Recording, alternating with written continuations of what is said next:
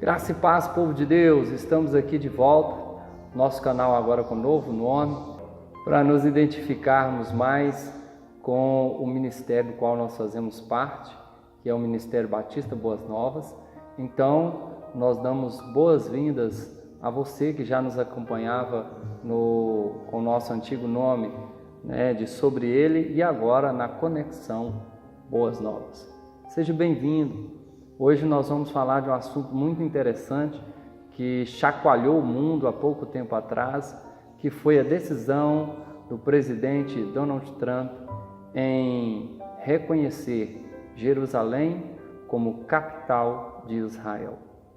E por que os nossos olhos precisam estar fitos, ou por que tem que haver o interesse do povo de Deus acerca deste país, um país pequenino, um país que, diante da grandeza de todo o nosso planeta, é um país de proporções muito pequenas, mas que carrega na sua história um poder profético muito grande acerca de tudo aquilo que vai acontecer.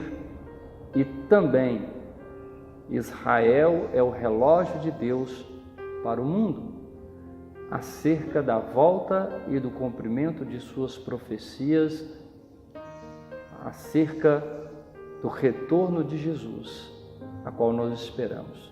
Então prepare-se, porque nós vamos estar falando sobre esse tema e vamos apresentar para você o Israel profético, o Israel em que você e eu devemos prestar atenção e devemos olhar no aspecto profético acerca do seu significado e da sua importância para o povo de Deus. Então vamos lá. Israel é um país, como eu já disse antes, muito pequeno, um país que ele, na sua maior largura, chega a 100 quilômetros. Ele está limitado, ao norte pelo Líbano, ao leste pela Transjordânia, ao sul pelo Egito e ao oeste pelo Mediterrâneo.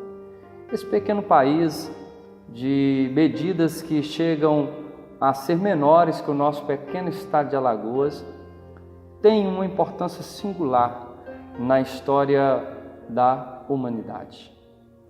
Porque Israel, ele aponta profeticamente para a volta do Messias. Israel ele é tido pelos teólogos e, biblicamente falando, como um grande sinal de Deus na terra, para que se principiasse muitas coisas, onde muitas coisas vão se desenrolar a partir de um tempo profético de Deus. Por que Deus está interessado nesse país? Porque nós também, como cristãos, e principalmente como nação gentílica que somos, como brasileiros que somos, mas sobretudo como cristãos, devemos nos interessar por aquilo que acontece ali em Israel. Me acompanhe comigo e nós vamos descobrir e desvendar algumas coisas sobre o Israel de Deus, o Israel profético. Deus tem traçado um plano profético para Israel desde os primórdios. Nós vemos isso quando Deus chama a Abrão, ali da terra de Ur dos Caldeus, depositando sobre ele uma promessa grandiosa, que faria dele uma grande nação. Uma nação tão numerosa que seria comparável à imensidão das estrelas que existem no nosso vasto universo.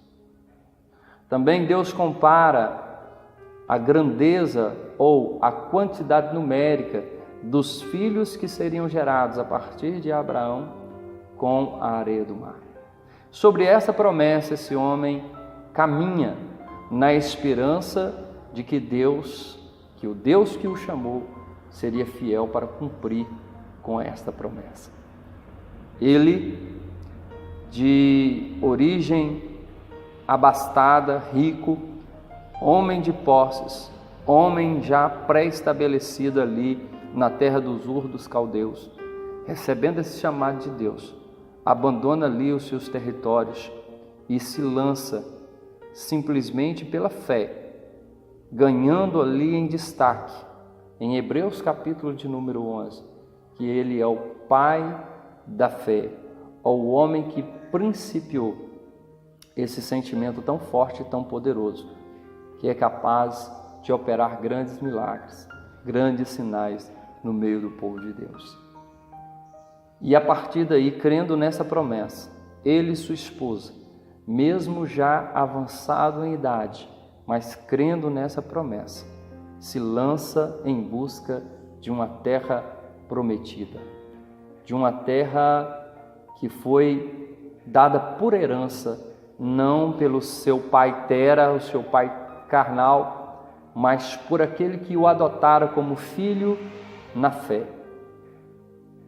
Uma terra que fora prometida pelo próprio Deus, sendo Ele o fundador do universo e criador do nosso planeta, teria Ele toda e qualquer direito de entregar, principalmente, um pequenino trecho de terra para quem Ele assim o desejava. E Abraão, então, recebe a promessa de Deus muitos anos depois e gera o seu primeiro filho, o filho da promessa, o filho que iria receber o legado de continuar o processo para a edificação de uma nação. E esse primeiro filho, chamado Isaque, é então abençoado com duas crianças, Esaú e Jacó. Esaú, o primeiro filho, vende a sua primogenitura, passando o legado e passando o cajado da bênção, o cajado da promessa de Deus para Jacó. Jacó então gera 12 filhos, e esses 12 filhos são as tão faladas 12 tribos que compõem o povo de Israel. Foram a partir desses 12 homens e os seus descendentes que um dia, recebendo a promessa, passaram por cerca de 450 anos ali no Egito, debaixo da servidão de Faraó.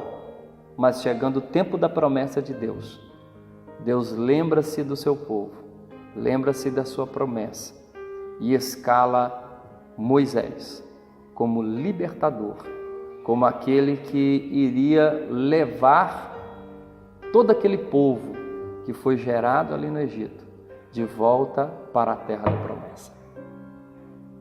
Muitos anos se passam, cerca de 40 anos de caminhada no deserto, de muitas lutas, mas também de muitas vitórias. E ali Deus fez o povo prosperar naquele deserto, mesmo em terrenos áridos e mesmo sobre a escassez, Deus fez multiplicar, mantendo o seu povo através do maná do deserto, através das cordonizes, através de milagres e sinais, onde água brotou, literalmente da rocha, para que pudesse saciar a sede do seu povo e para que a sua promessa fosse preservada.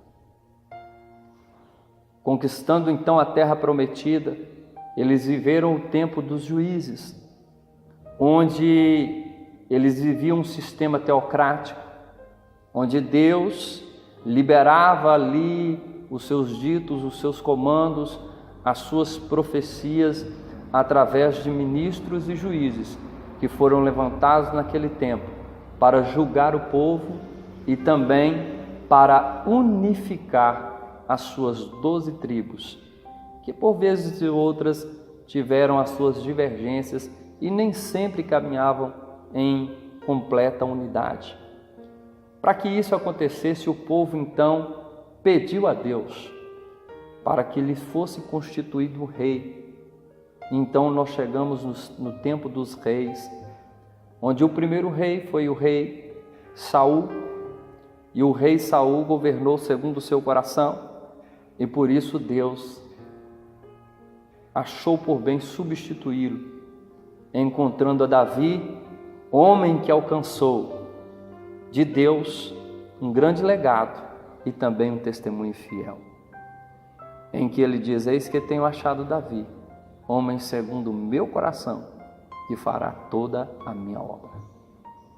Davi então prepara todas as coisas, acondiciona o seu reino, estabelece a unidade entre as 12 tribos e coloca em seu coração edificar um templo ao Senhor. Prepara todas as coisas, mas ele é impedido por Deus, porque foi um homem que derramara muito sangue, um homem de muitas guerras, de muitas lutas. Mas ele deixa tudo acondicionado e preparado para que o seu filho Salomão pudesse construir e edificar o templo, o que traria mais unidade para o povo que já estava politicamente unido, mas precisava desesperadamente de uma forma e de um conceito em Deus ser unificado. E ali então Salomão edifica o templo, que na verdade é um templo edificado ao Senhor, mas por muitos e muitos anos e até hoje é estudado como o Templo de Salomão. E ali, amados, ao povo prova e experimenta o seu tempo de maior conquista, tempo de maior prosperidade, em que os territórios de Israel chegaram a alcançar 450 quilômetros, em que povos circunvizinhos traziam a Salomão ali os seus tributos e vinham compartilhar da sua sabedoria. A Bíblia diz que nunca houve nem haverá homem que alcançara tamanha sabedoria como a sabedoria de Salomão. E ali, amados, aquele homem, ele trazendo a unidade política e espiritual para o povo de Israel, trouxe um tempo de muita prosperidade. Mas passado o tempo de Salomão, vieram outros reis que infelizmente se desviaram do caminho, a começar pelo próprio Salomão, que já na sua velhice começa a se desviar dos caminhos do Senhor e a praticar aquilo que não era digno diante dos olhos de Deus, como algo que o louvaria ou como algo que traria edificação ao seu povo, ao povo escolhido de Deus. E ali o povo começa a experimentar uma derrocada até que viesse sobre Israel a ira do Senhor, o conserto de Deus para aquele povo. Naquele tempo Deus levanta um rei chamado Nabucodonosor, que sitia Israel e os leva cativo para a Babilônia. Dentre os cativos de Babilônia, um homem chamado Daniel, homem temente a Deus, que não se dobrou aos ritos nem ao conceito babilônico. Recebera por Deus muitas promessas e foi usado de forma poderosa para que a chama das promessas de Deus não se findasse. Aquele homem recebeu um dito do Senhor que Israel seria devolvido à sua terra. E ali ele então recebe a profecia dos 70 anos. Esses 70 anos se findam e Israel então retorna, primeiramente através de Esdras, que reedificara o templo, depois Neemias reedifica então ali os muros, põe de volta as portas da cidade e o povo é novamente reunido como uma nação para que toda a profecia de Deus pudesse se cumprir. E qual então o interesse de Deus? Qual então o legado de Deus através deste povo? Ora, meus queridos, Abraão recebeu uma promessa que diz respeito a todos os homens da terra. Deus disse para ele o seguinte: olha, Abraão, farei de ti uma grande nação e através de você abençoarei todas as famílias da terra. Deus tinha dois propósitos muito claros, e esses propósitos, eles são visíveis quando nós olhamos para o cenário profético com o qual Israel está inserido. O primeiro motivo de Deus ter separado um povo e ter passado a este povo os seus ditos era para que a palavra de Deus fosse não somente dita, impressa, lida e aprendida, mas também que fosse passada por herança a todos os povos da terra. Então, um dos motivos pelo qual Deus separou este povo e o chamou para ser nação sua é para que a sua palavra, a sua mensagem fosse por eles recebida, por eles mantida e por eles transmitidas a todas as famílias da terra. O segundo motivo era que o nosso Salvador, o nosso Senhor Jesus Cristo, viria do povo de Israel, da sua nação eleita, e para isso Deus lança uma profecia sobre Belém, tendo vista que ela era a menor das cidades, sobretudo dela sairia o grande Senhor de toda aquela nação. E aí, amados, nós sabemos que, como está descrito no Evangelho segundo João, capítulo de número 1, que o Senhor Jesus veio para o que eram os seus, mas os seus não receberam, mas todos aqueles que o receberam, Deus deu-lhes o poder de serem feitos filhos de Deus. Então hoje nós somos abençoados pelo chamado que Deus fez a Abraão, pela obediência de Abraão a esse chamado, pela sua audácia em desbravar toda aquela terra prometida por Deus a ele, de fincar ali suas bandeiras e de crer genuinamente que Deus seria fiel para cumprir a sua promessa, mesmo que ele não estivesse aqui, para ver a extensão da sua obra, ou quanto ela avançou e quantas pessoas foram alcançadas por uma postura e uma decisão de um homem, de recebendo a promessa de Deus, crer nela, viver por ela, abraçando-a como um chamado, como uma obra que valia a pena se sacrificar.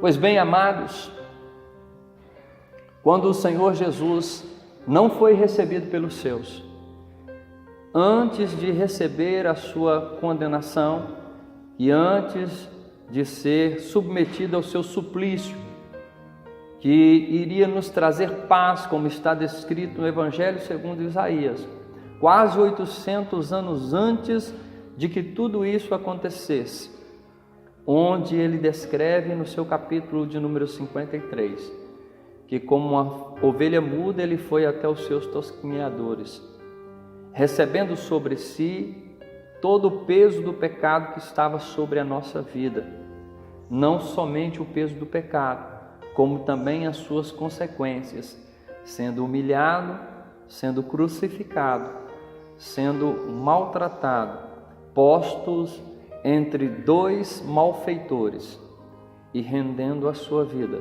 derramando o seu sangue precioso para a remissão da nossa alma.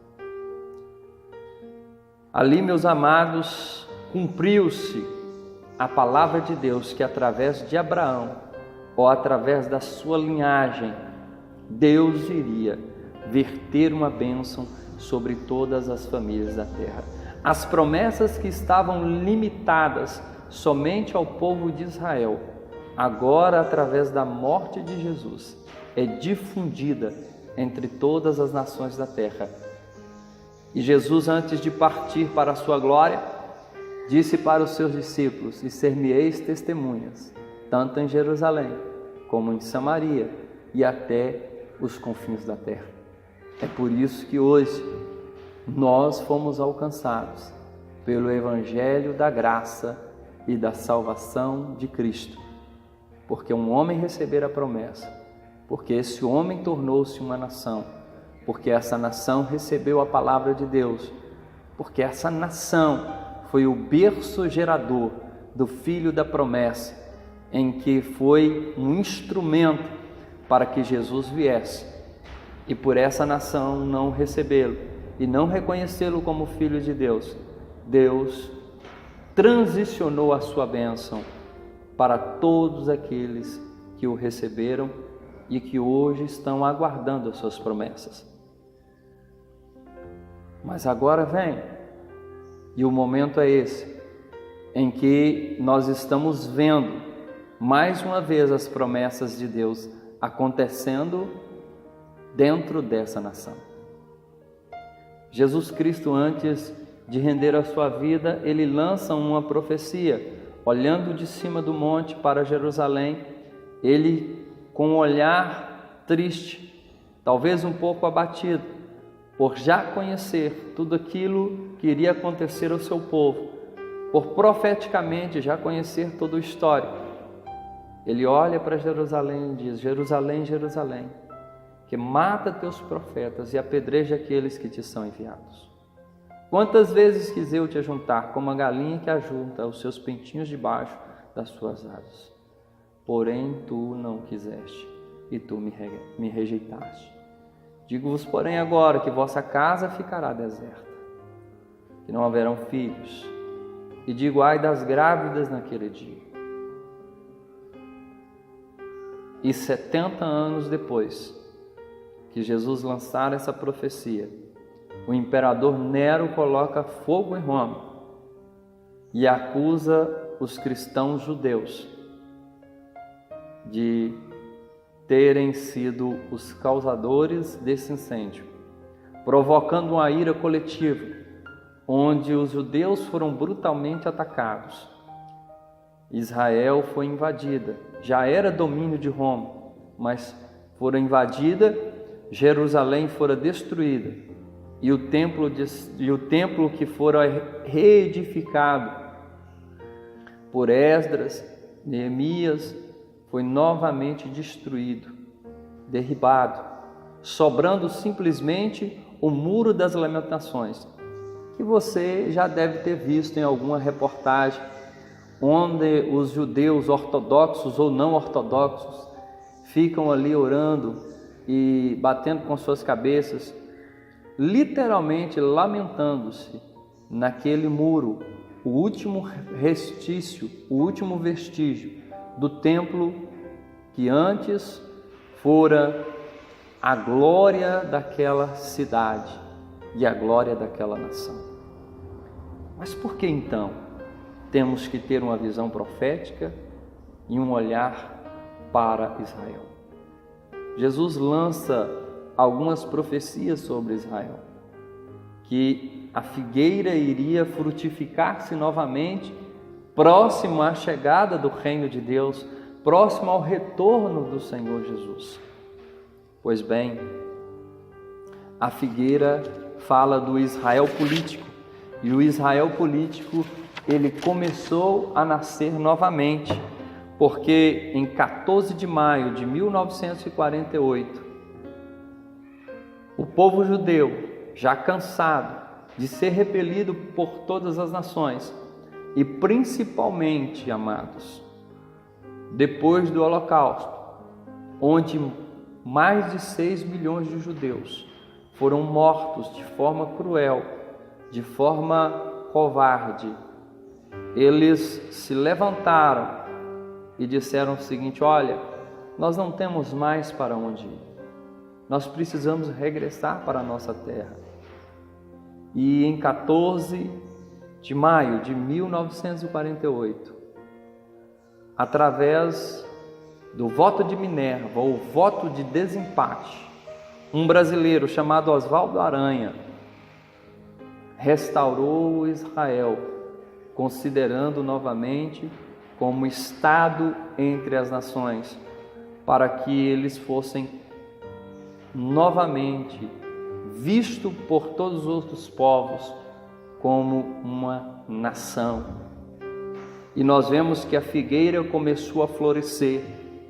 Isso despertou entre os teólogos e entre aqueles que conhecem as profecias bíblicas um grande interesse, porque o relógio avançou mais alguns graus para a volta de Jesus, porque um dos princípios que antecederiam a volta de Cristo seria o regresso do povo judeu à sua terra, o regresso dos israelitas e a concepção em que o mundo veria novamente Israel como nação. Existem outras profecias também, da qual nós estamos aguardando, mas mais uma delas se cumpriu agora em 2017, quando uma série de presidentes que sucederam o governo americano, sempre através das suas campanhas, prometiam que iriam restaurar ou devolver a Jerusalém como capital de Israel, e nenhum deles cumpriu. Deus levantou no coração deste homem chamado Donald Trump cumprir com essa promessa de campanha, mas também cumprir como um instrumento de Deus neste mundo, como uma ação profética em que a palavra de Deus é a verdade e tudo está se cumprindo.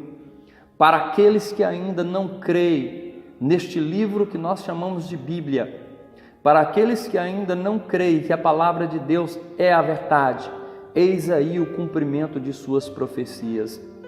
Eis aí o legado da mensagem de Deus aos homens, de que ela é a verdade.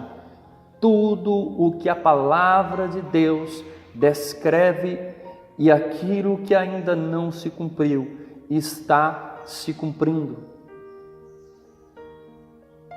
Amado, existem ainda algumas outras profecias que faltam a se cumprir. Uma delas também é que o templo de Salomão seria reedificado.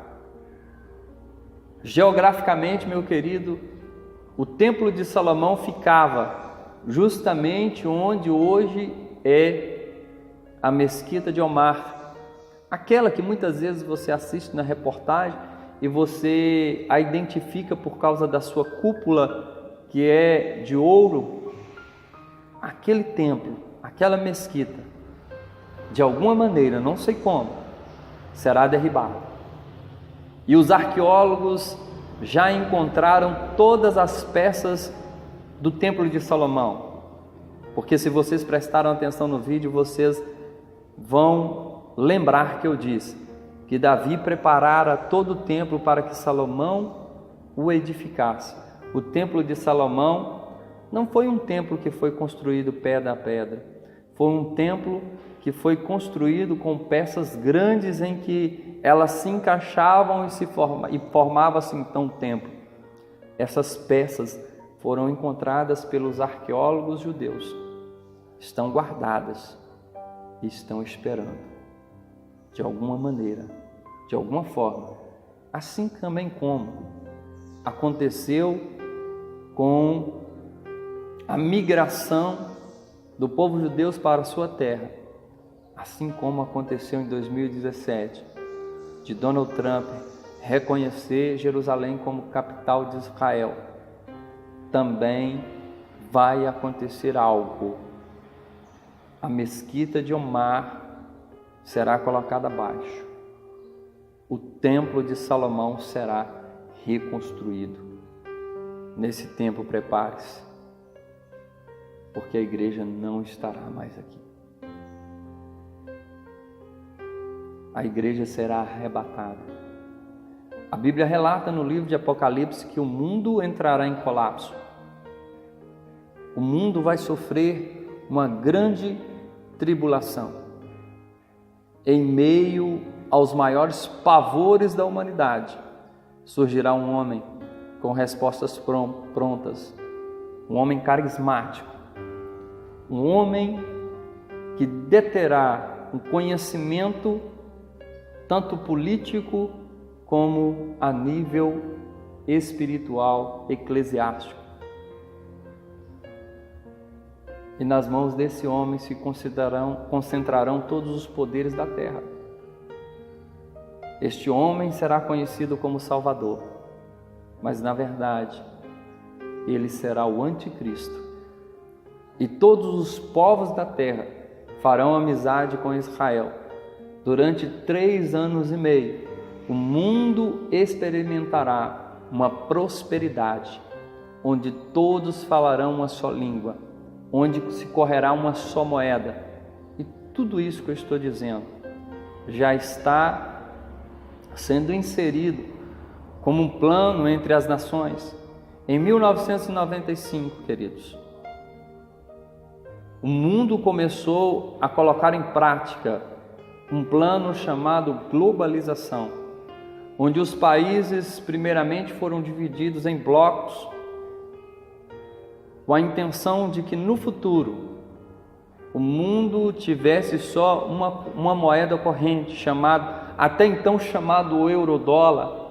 Agora apareceu os bitcoins ou bitcoins, que tem influenciado a muitos, tem sido uma moeda muito bem aceita.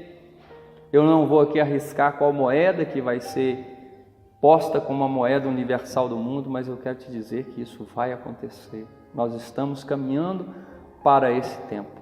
Tudo aquilo que era profético está se acontecendo. Assim como Daniel, aquele que eu disse há pouco tempo atrás, que recebera a profecia de que o seu povo iria estar cativo durante 70 anos e que após os 70 anos de exílio ele iria regressar.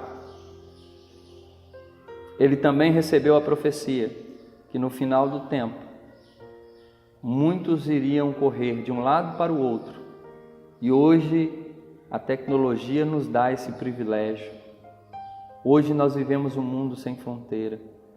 Você pode viajar para qualquer lugar do mundo, claro, se você tiver o poder aquisitivo para tal. A distância não será impedimento. E Daniel também disse que a ciência iria se multiplicar de uma forma grandiosa. Nós olhamos espantados o quanto a ciência tem se desenvolvido, o quanto a ciência tem procurado melhorar de um aspecto de conforto à vida do homem, mas o quanto essa ciência também tem nos roubado a nossa humanidade e tem nos distanciado de Deus.